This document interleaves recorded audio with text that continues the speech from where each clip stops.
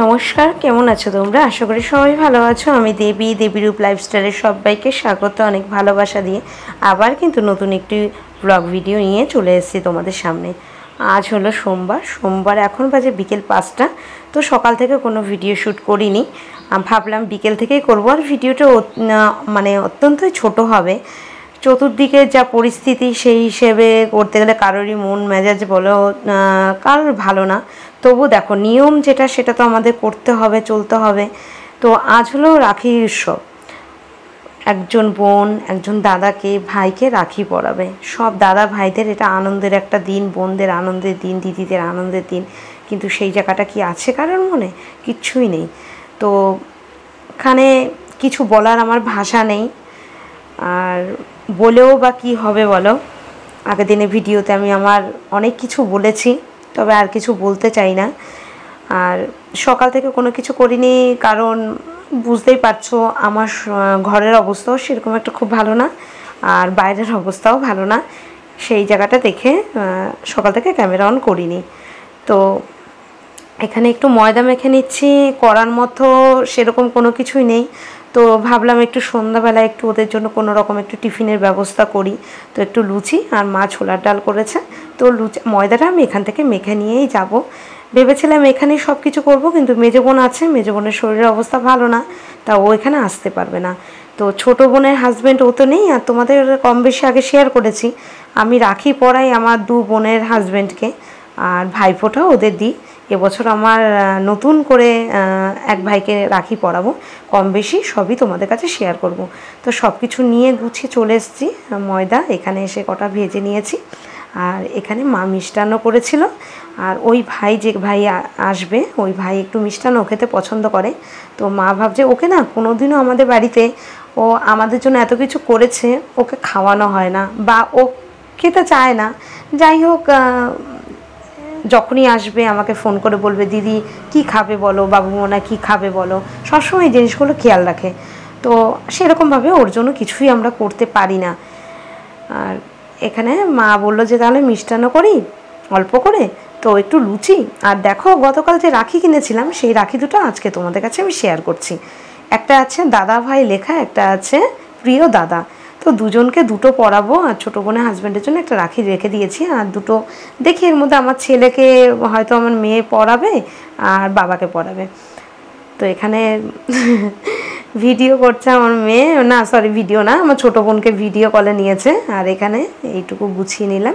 আগের দিন মিষ্টি এনে রেখেছিলাম, সেটা তোমাদের কাছে কিন্তু আমি শেয়ার করেছি।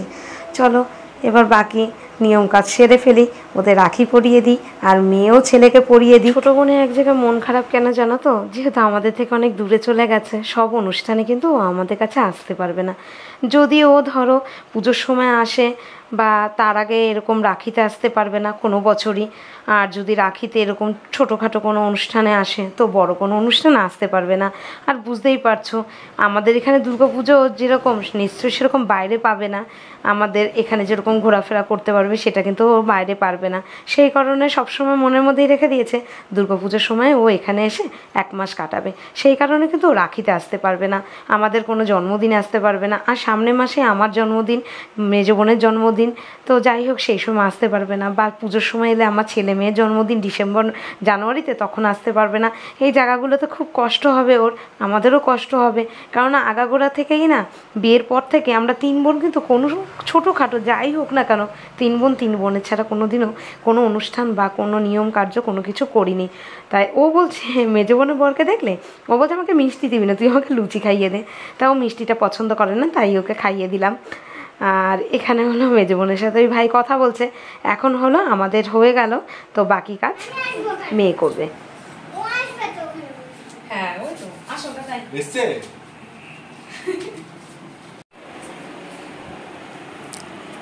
ও পারবে একা একা? টিকটা দিয়ে ওকে কর নে।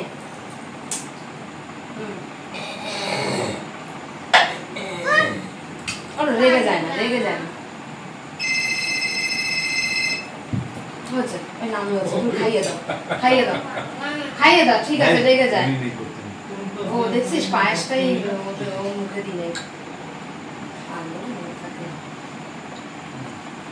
ছবি করবো।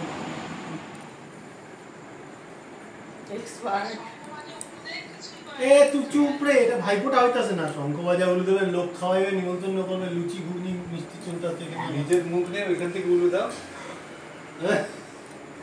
দাও দাও শুনতে পারি না। 500 টাকা দিচ্ছ।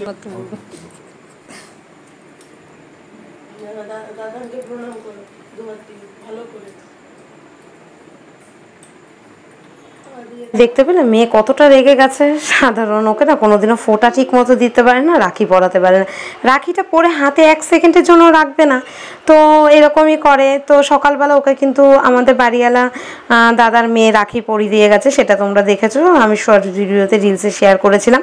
তো আমার সোনা এরকমই করে। তো মেজো বোন আমার হাতে রাখিটা এমনি ছুঁয়ে দিয়ে গেল, যেহেতু প্রত্যেক বছর মেজো বোনও পরায়, আমিও মেজো বোনকে পরাই, তো এই বছর আমি মেজো বোনকে পরাবো না।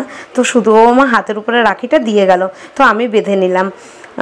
আর এখানে ওদের এখন খেতে দেবো, তো ভাই বোন দুজনে বেরিয়ে যাবে, আমি একটু দরকারি কাজে, সবটা তোমাদের কাছে পরের ভিডিওতে আমি শেয়ার করব যদি পারি।